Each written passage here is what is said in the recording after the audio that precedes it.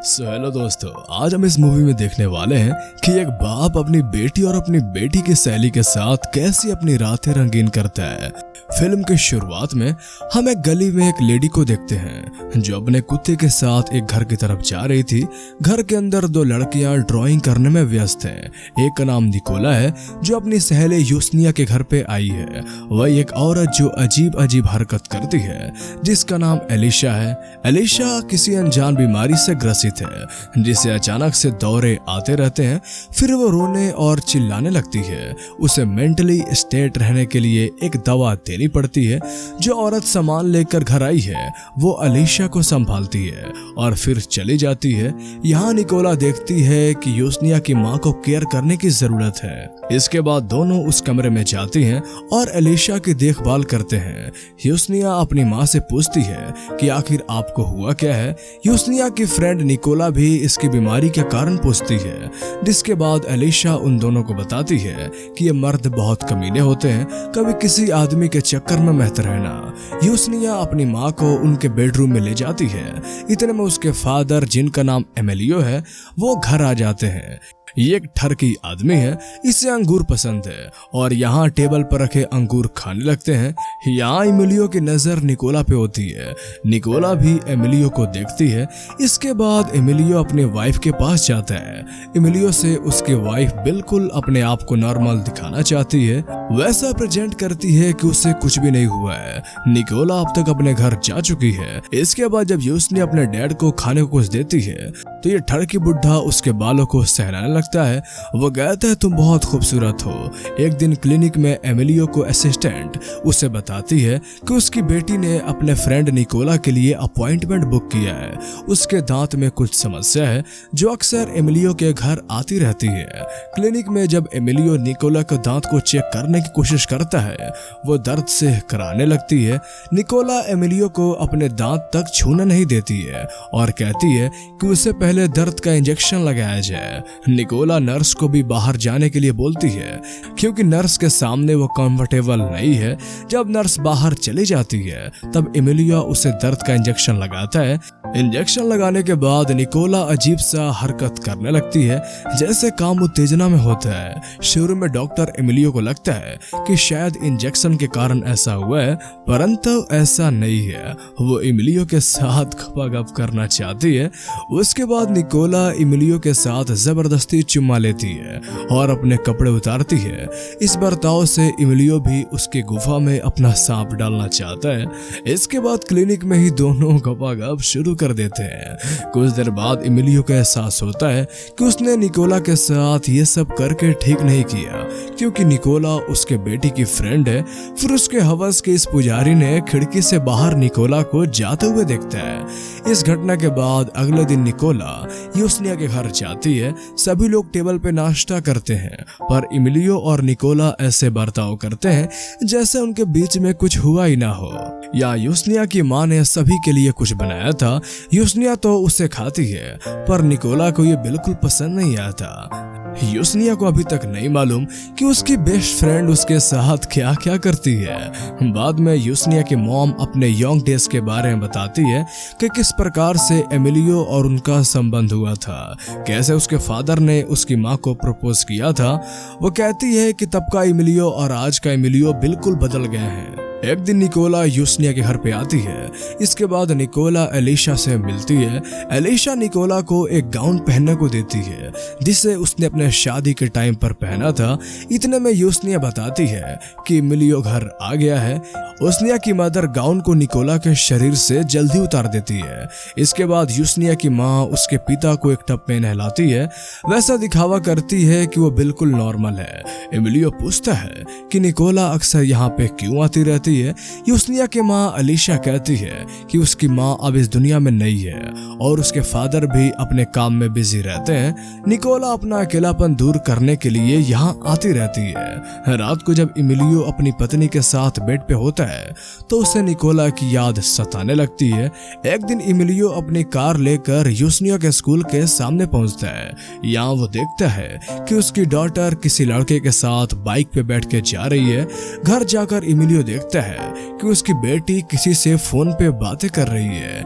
Emilio इस बातचीत को दूसरे फोन से सुन लेता है। यूसनिया कहती है कि उसके शरीर के कुछ जगहों पे निशान है, बहुत जल्द वो उसे अपने बॉयफ्रेंड को दिखाने वाली है। इतना सुनते ही एमिलियो यूसनिया के पास जाता है और उसके ड्रेस को उतार कर उसकी बॉडी चेक करता है, पर यूसनिया के अंगों पर कोई निशान नहीं है। एमिलियो उससे माफी मांगता है और उसे गोद में उठाता है, फिर उसे बेडरूम में ले जाता है। एमिलियो अपनी बेटी से कहता है कि मैं नहीं चाहता कि कोई आदमी तुम्हारे शरीर को टच करे, ये मुझे पसंद नहीं। शाम को निकोला और यूसनिया साथ में दोनों बातें कर रहे होते हैं। निकोला कहती है कि जब जब उसके पीरियड चल रहे होते हैं तो उसके अंदर काम उत्तेजना पैदा होती है और उसे कुछ अश्लील हरकत करने का मन करता है। क्या यूसनिया भी ऐसा महसूस करती है? यूसनिया इसका जवाब हाँ में देती है। अगली सुबह एमिलियो अपनी बेटी से कहता है कि हमें तुम्हारी माँ के इलाज के लिए उसे क्लिनिक ले जाना होगा। इसके बाद एलिशा को अस्पताल ले जाया जाता है। अस्पताल में ऐसा लगता है कि एलिशा सचमुच पागल हो गई है। घर आने के बाद हम एलिशा को उसकी मेट के साथ देखते हैं। कुछ देर बाद एक डिलीवरी बॉय उसके पास आता है, तब वो घर के अंदर चली जाती है। इसके बाद हम देखते हैं कि डिलीवरी बॉय और एलिशा के बीच में खूब सारी बातें होती हैं। यहाँ डिलीवरी बॉय एलिशा को फ्लर्ट कर रहा होता है और तभी एमिलियो आ जाता है और वो डिलीवरी बॉय को यहाँ से जाने के लिए बोलता है। अगले दिन एमिलियो अपने डॉक्टर को पिक करने के लिए स्कूल जाता है। यूसनिया निकोला के कार में बैठने के लिए रिक्वेस्ट करती है। इसके बाद ये ठड़की बुढ़ा बहुत खुश हो जाता है। वही कार में यूसनिया निकोला से कहती है कि तुम मेरे फादर से एक अपॉइंटमेंट लो, मेरे पिता बड़े अच्छे डेंटिस्ट हैं। शाम को निकोला एमिलियो के क्लिनिक पर पहुंच जाती है। निकोला एमिलियो से अपना ढोल बजवाना चाहती है। एमिलियो को भी इसी दिन का इंतजार होता है और दोनों आपस में घपाघप शुरू कर देते हैं। उसके बाद वो निकोला को बताता है कि उसने निकोला कोई एनेस्थीसिया नहीं दिया। इसके बाद निकोला का मूड बदल जाता है और वहां से वो जाने लगती है। वो कहती है कि आप जैसे डॉक्टर का कोई भरोसा नहीं। इसके बाद एमिलियो अपने आप पर बहुत सॉरी फील करता है। घर आने के बाद हम देखते हैं कि एमिलियो बहुत उदास बैठा होता है। तब उसकी बेटी उसके पास आ जाती है। एमिलिया की नजर यूसनिया के दोनों पपीतों पे चली जाती है। इतने में यूसनिया एमिलिया के गोद में बैठ जाती है। अब एमिलिया अपने बेटी के अंगों को सहलाने लगता है। यूसनिया अपने फादर को किस करती है। तभी एमिलियो को ही एहसास होता है कि यह गलत है। वो उठकर अपने रूम में चला जाता है। अगले दिन जब एमिलियो अपनी बेटी को स्कूल से पिक करने के लिए पूछता है, तब यूसनिया कहती है कि उसे शॉपिंग करनी है। निकोला भी इनके साथ आती है क्योंकि आज यूसनिया का बर्थडे है। शॉपिंग के दौरान एमिलियो निकोला के अंगों को घूरता है। उसके मन में सांप गुफा का सीन आता है। इसके बाद निकोला और यूसनिया वहां से निकलकर बाहर आकर बस में घुसते हैं। बस के अंदर कंडक्टर जब निकोला और यूसनिया को देखता है तो उसके मन में चुलबुली मचने लगती है। वो निकोला के बॉडी पार्ट को छूने लगता है, जिसके बाद कंडक्टर से इनकी बहस हो जाती है। फिर दोनों बस से उतर जाते हैं। शाम को यूसनिया के घर पे पार्टी होती है और उसकी सारी सहेलियां यहाँ पे आई होती हैं।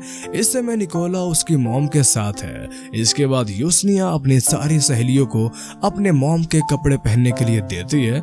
यूसनिया खुद वो गाउन पहनती है जिसे पिछली बार एलिशा ने निकोला को दिया था। निकोला को ये बिल्कुल पसंद नहीं आता कि यूसनिया की माँ का गाउन यूसनिया पहन रही है। इसे लेकर उन दोनों में बहस हो जाती है, जिस पर यूसनिया उससे कहती है कि तुम अपने काम से मतलब रखो। इसके बाद निकोला दुखी हो जाती है। उधर एलिशा सबके लिए पियानो बजा रही होती है, पर निकोला एक कमरे में अकेले उदास बैठी है।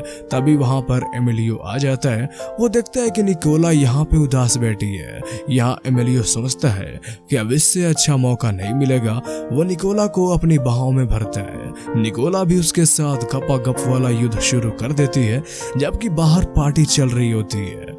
लेकिन निकोला यहाँ पे अपना ढोल बजवा लेने के बाद वो पार्टी से चली जाती है। कुछ दिनों के बाद यूसनिया अपने पिताजी को बताती है कि उसकी एक फ्रेंड प्रेग्नेंट है। वो अपने फादर से पूछती है कि क्या इसका इलाज हो सकता है। एमिलियो सोचने लगता है कि कहीं वो निकोला तो नहीं जिसके बारे में उसकी बेटी बात कर रही है। अगले दिन एमिलियो निकोला के पास जाता है और पूछता है क्या तुम प्रेग्नेंट हो। निकोला कहती है कि आप चिंता ना करें। इसके बाद निकोला को एमिलियो गले से लगा लेता है। एमिलिया अपना सांप यहाँ निकोला के गुफा में भेजना चाहता है पर निकोला मना कर देती है। घर आकर एमिलियो देखता है कि यूसनिया किसी से फोन पे बातें कर रही थी। यूसनी ऐसा दिखावा करती है कि निकोला से वो बात कर रही है पर एमिलियो की गंदी नजर यूसनिया के मास्क पे जाती है। एमिलियो के अंदर चुलबुली मच जाती है और वो अपनी बेटी के साथ भी गपागप करना चाहता है और यूसनिया भी अपने पापा को अपनी गुफा का दर्शन कराना चाहती है। तभी अचानक वहां पर उसकी माँ अलीशा आ जाती है। वो ये सब देख लेती है। यूसनिया को जबरदस्ती सुलाकर वो एमिलियो को लेकर हॉल में आ जाती है। या अलीशा कहती है कि तुमने मेरे साथ कई सालों से प्यार नहीं किया। अलीशा यहाँ पर एमिलियो के सांप को अपनी गुफाओं के दर्शन कराना चाहती है पर ऐसा नहीं हो पाता। अगले दिन एलिशा को हम बेड पे देखते हैं। उसकी हालत खराब होती जा रही थी। इधर फूल पाकर एमिलियो निकोला को ढूंढने के लिए निकल जाता है। यूसनिया अब समझ जाती है कि उसके फादर निकोला के पीछे जा रहे हैं। इसके बाद निकोला एमिलियो को मिल जाती है। एमिलियो बताता है कि एलिशा को वो उसने अस्पताल में पहुंचा दिया जो अब घर कभी नहीं आएगी। निकोला अब से उसके साथ ही रहेगी। इसके बाद वो दोनों घर पे जाते हैं। निकोला एमिलियो को बेड पे लेटा देती है। एमिलियो कहता है कि अब वो बहुत थक चुका है। निकोला अपने कपड़े उतारती है। इसके बाद वो अपना ढोल बजवाना शुरू कर देती है। अगले सुबह निकोला उठती है और रेडी होकर स्कूल जा रही होती है। यूसनिया उसके साथ है। एमिलियो खिड़की से ये सब देख रहा है और इसी के साथ ये कहानी यहीं पे खत्म हो जाती है। तो कैसी लगी आपको ये मूवीज एक्सप्लेनेशन हमें कमेंट में जरूर बताएं। और अगर आप इस तरह के और भी रंगीन फिल्में देखना चाहते हैं तो हमारे चैनल को सब्सक्राइब कर लें। तो फिर मिलते हैं अगले वीडियो में। तब तक के लिए गुड बाय।